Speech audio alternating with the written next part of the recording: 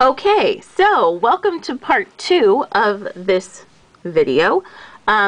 This is on my new planning system that's working really well for me so far. I've had to tweak it a little bit as I've gone, but so far I really like it, and I'm going to keep it for 2015 at this point. I've been really tempted by like Hobonichis and Midori's and other do-it-yourself, and I've realized I just need to like use what's working for me. So this is it. In my first video, part 1, I showed you the little tiny address book that is working, and I just leave it in the back pocket here of my Leuchtturm 1917. And the things that I'm most frequently writing with are my Dr. Grip multi-pin and these Pentel automatic 8 pencil, I believe it's called, automatic 8 pencils. These are colored pencils. They're just leads that you load into this. So I have every color available in their line in 2 pencils. It's perfect. I use it for highlighting and making little doodles if I want to, but I find I don't really do a whole lot of doodling. A little bit sometimes, but I'll show you that. So I have 2 parts to my planning system, this little pocket calendar and this Leuchtturm. This I keep with me in my purse if I'm going somewhere where I might be making an appointment, like a doctor's appointment, you know, like a doctor's office or something like that. And sometimes I just keep it in my purse just so that I have it. But basically in here is where I can do all of my forward planning, or like I said, if I'm somewhere and I want to just have something small and compact, this is about the size of a checkbook. I just bought this as a local bookstore. It's nothing special. I think it was like $5. And I just liked the cover. But I knew that in this planning system, I need a monthly calendar. I need a monthly calendar, and I need that already pre-populated so that it's easy for me to put in appointments, because I already have some appointments like for March. Doctor's appointment, dentist appointment, and a thing that I need to do with an online account, a recurring subscription. So I have this, and this is just to make those forward planning notes. And it's very simple. I don't usually have a lot written on my monthlies, so I didn't want to take a long time to create that in this book, because I knew I wouldn't really, I know how I use it. I've been planning for long enough that I know how I use my tools. So all I needed was a place to like indicate vacations, which I did with just a little slash here, right? All I needed was a place to write doctor's appointments, just simple, small things.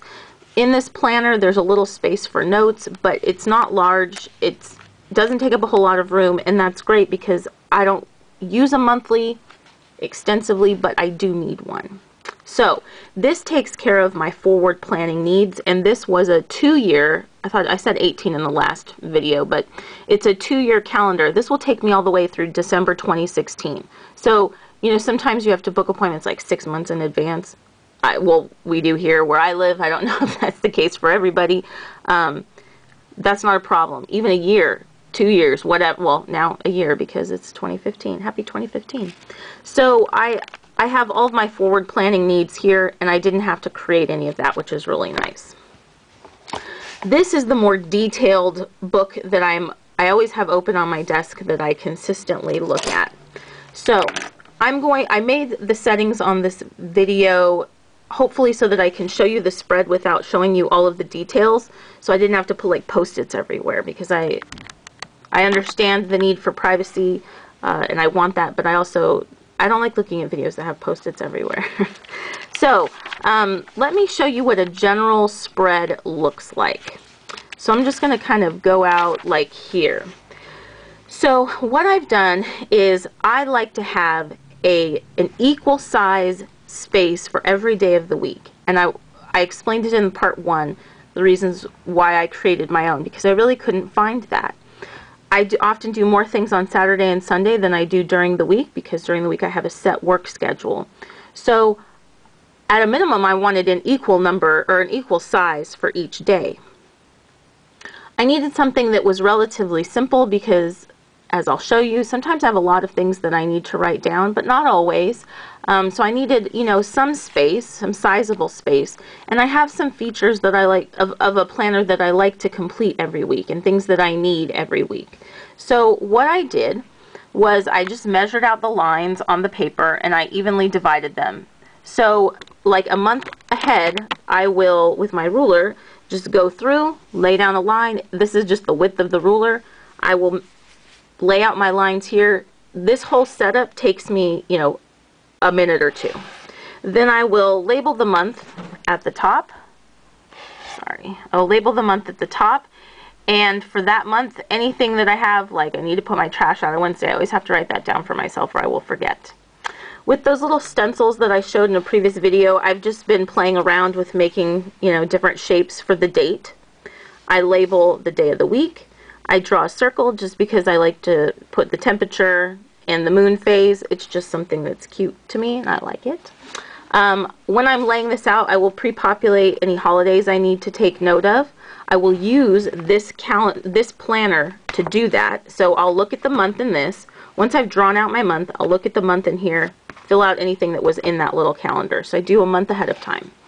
On this side of the paper, I love that it's like a 2-page per week. But I have all of this on one side, and then over here, I have space for a few things. I leave a blank box at the top because I like to put a quote for the week. Just like I'll look up an inspirational quote or something that is applicable to me that week, and I like to write that there. I will leave a space for my weekly goal, and I will leave a space for something awesome that happened that week. Sometimes I have more than other things to write. So an awesome thing. That's like goal setting and reflection on the week. That's about as much as I want to do at this point in my life. I can always change it. I'm making my own spread, so there you go. Then I like to, and I've been playing around with how this page works, but on this page I also like to have my menu for the week of what I'm going to be making for dinner and my to-do list. Then I usually have a little bit of space where I can make some notes. So menu and to-do, and I've played around with how I like it, where I like to put it. That goes here. So you can see that I have created all the way to February 1st. Maybe you can see that, but January I've created to February 1st, and this is basically what my blank page will look like. Now I'll show you some filled in pages, and some are a little more filled in than others. So I'm going to kind of hold it at an angle. Maybe you can kind of see, like as I flip through, some weeks are busier than others. So this was, this is this week. So I like to use these pencils to color in the moon phases. If there's a holiday, I will highlight it with this. These aren't going to bleed through because it's a colored pencil, right? If there's an important appointment, I will highlight it with this. If I doodle, I will color in with this. My dates that I color in, I use these. At the top where I color the month, I use these. Over here where I have my lists, anything that you see that's in color that's not written with a pen, I did with these. And I really like these. These are awesome. I can't recommend them enough. So you can see that sometimes I have a lot of stuff that I'm writing for the week. And I find that this is sufficient, although Monday you saw it got a little hairy there because I had just gotten back from vacation and I had a lot of things that I had to do all at once, get done. Some days I don't fill in the moon phase. It bothers me when I don't do that, but you know, whatever. So you can see how that's working. I just put the temperature there. If I need to make an important note about that day, I might put that there on the side. But I just fill in my little to-dos. Another thing that I also like to use with this, other than the little stencils I have, where did it go? Oh my gosh, that eraser shield that I showed you guys, the Derwent eraser shield. Oh, I think I have it in my other drawer. I'll use that to draw my little boxes for my to-do. I'll just check them off really quick. Then over on this side, and you can see I've written with different kinds of pens. Mostly it's the Dr. Grip at this point, but fountain pen was used several times. On this side I have my quote, my goal. I haven't written my awesome thing yet because that would be my reflection at the end of the week. I have my menu for the week here. I have my list of to-dos up at the top. And then I have space for notes down here. So the first, and I like to block it off like once I've created a set of notes. Sometimes I'll put like, I'll make a little list of things that I need to get at the grocery store as they run out. But here I'm trying to establish like a nighttime routine so that I can get better and more consistent sleep. And so I just kind of like wrote those things down. On the previous week, you can see I had my menu up here and my to-dos below that, but I changed it because I didn't like the way that looked. And here I was doing like videos that I was going to do, but I realized I can incorporate that in my to-dos. Thing that I needed at the grocery store, some notes from myself. Here it wasn't as solid, so I was doing my menu over here and I realized I like it better over here. And I had like my to-dos down there. And you can see it's gone through a couple of different versions, but I think what I've got at the back, what is most recent, is what I like. You can see that here I was doing like, it was a little less uniform, and so it's definitely evolved over time. And I'm really liking the way that this looks. It's nice and organized. I can look at it, see exactly what I need to do. Another thing that I do is I have like an ongoing long-term to-do list of things here on this large post-it that I'll just peel off and put on the next week. So when I'm doing my planning, I'll sit down usually on Saturday or Sunday. I'll go through the week that I just went through, see if there's anything that I need to add to the next week that didn't get done, do my reflection, get my next set of, my next week set up with my quote and my goal, and then I'll look at this longer to-do list or long-term to-do list and see what I need to, what I might want to add to this week from this list. So like these are things that don't need to be done in with any time frame. Like I need to check on some prescription prices for my dog because he doesn't have insurance, right? So that I can do at any time. I just don't want to forget to do that. So long-term stuff I'll put on here, and as I finish it, I'll cross it off. If it gets messy, then I'll add, I'll make a new post-it. But this is working well just for like a long-term planning page. And that's pretty much what I've been doing. And I've really been liking it. It's been working for me, and I haven't missed anything. I haven't felt overwhelmed. I haven't felt like I've not had enough space.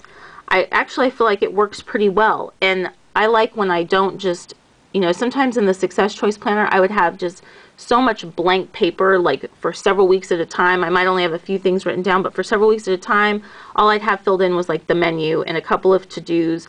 I felt like it was so much wasted material, but in this I feel like when I look at it, I'm pretty much using almost all the space, and I like that. I like that it has a page marker. I like that I can flip it closed. My little monthly calendar fits in the back. This works great together. I don't have to carry this with me. I carry this. I'm just really liking this system. So I hope that this was helpful to you. I know it had to be 2 parts, and that's a lot, but I spoke about that in my last video, why it had to be in 2 parts. I got in trouble on YouTube. So anyway, I hope that you enjoyed this. I hope this was helpful for you. If you have any questions, please let me know. I'm always very happy to interact with you. I appreciate you liking my videos, subscribing to them, watching them, commenting. I just really appreciate you as viewers. So I hope you have a great 2015. I hope this helps you in your planning. And here's to a great new year. Bye.